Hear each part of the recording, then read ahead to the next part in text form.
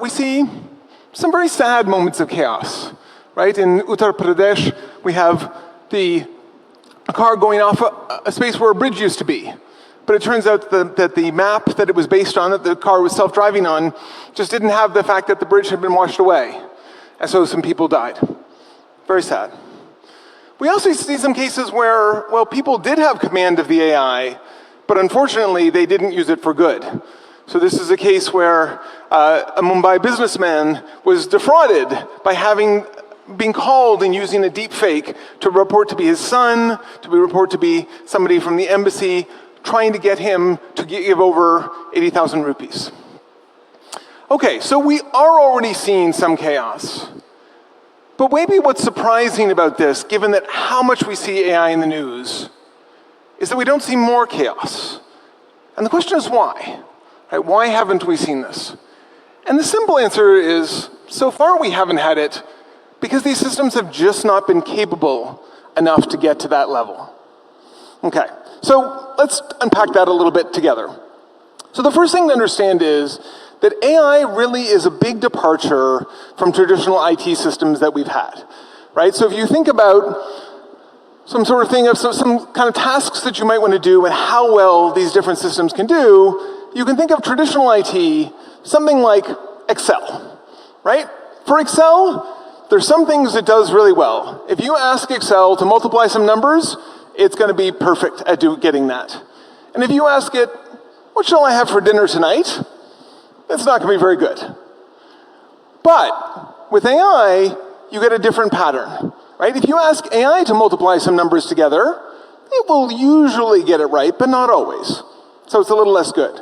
But if you ask it what to have for dinner, it will often tell you, something. Maybe a good answer, maybe a bad answer, right? But it will give you an answer. Now, it turns out that this distinction matters a lot. Because for a traditional IT system, the fact that you have this area where it's basically 100% correct means that you can stack these systems one upon another, right? So you can gather some data, you might put it in a database, you might do a query of that, all of those kind of things. You can put them one on top of another, and you get 100% and 100% and 100% and so on. Well, what happens if you take an AI system that isn't perfect and you stack it one upon the other? Well, the problem is these errors are going to stack as well, right? And I call this the idea of AI's garden of branching paths. So think about this as like the AI starts when you ask it for some particular thing, right? And one of these paths is going to lead it to the right answer, and a lot of these paths are going to lead it to the wrong answer.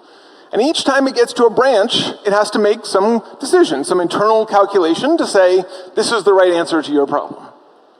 Well, of course, the more times you have that branching, the more likely it is to go off on the wrong path and give you the wrong answer. And in fact, when OpenAI has estimated this for ChatGPT 5, what they found is that 5 to 12% of all of the queries that they give have an error in them. Okay, so this is sort of with the typical number of branching paths that you actually have for the queries that they're being asked. So what happens if you want to go further? Right, what if you want to say, well, I don't want it to just do the things people are asking today, I want it to do really autonomous ththings, right? Things that might take it a week or a month for it to do. Okay, what does that look like?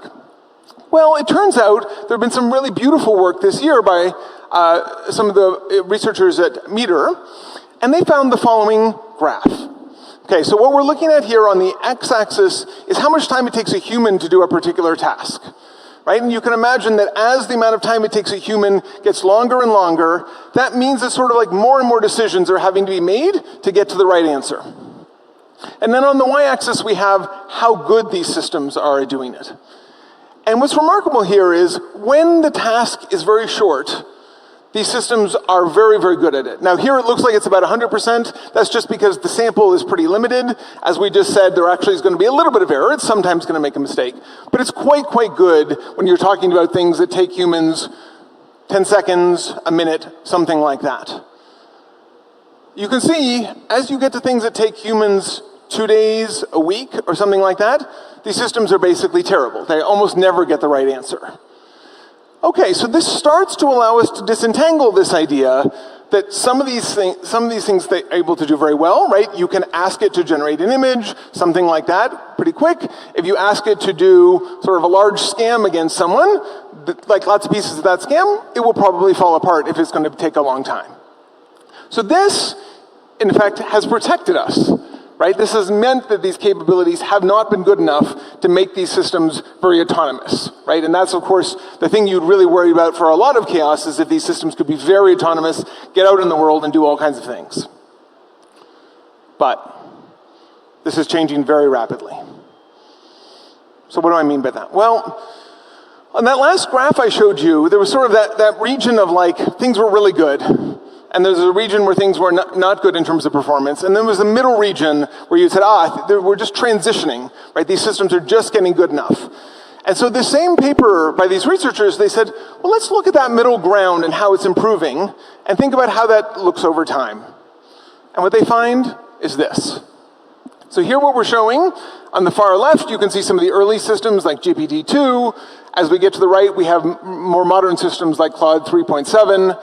And what you can see here is on the y-axis is that, again, that how long it takes a human to complete the task. And notice, we're getting better very fast. In fact, yesterday we heard from Rishi Sunak that exactly this idea of these capabilities improving every 6 to 7 months, that is this chart. This is what it is showing you.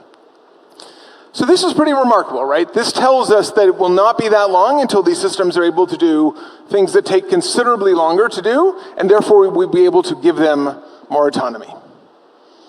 And that poses some risks. Now, you might ask, okay, well, if these systems become more capable, maybe we're going to be able to control them, right? We will have things to control them to make sure that they're only doing the things we want to do. And unfortunately, so far, we actually don't have good evidence that that is the case.